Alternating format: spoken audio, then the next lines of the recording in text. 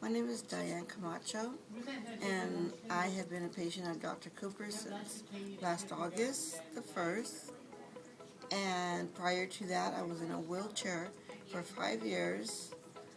And within 2 weeks, I got out of that wheelchair and walked with a walker from the adjustments he has been giving me. And it's just unbelievable. He got mentally, physically, and what he had to do, he's done it, and I feel so much better for it. And it's worth to take out a few minutes to come here and have that done. No matter where you are, we're not close, we don't live close here.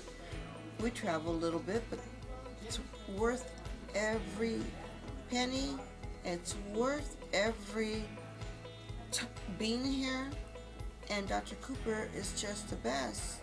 And it took me a while to come here, and I finally, got the hint.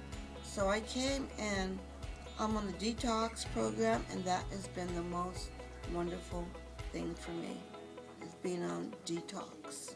It does amazing things to your body, to your energy, to your self-awareness, and just feeling good about yourself all around.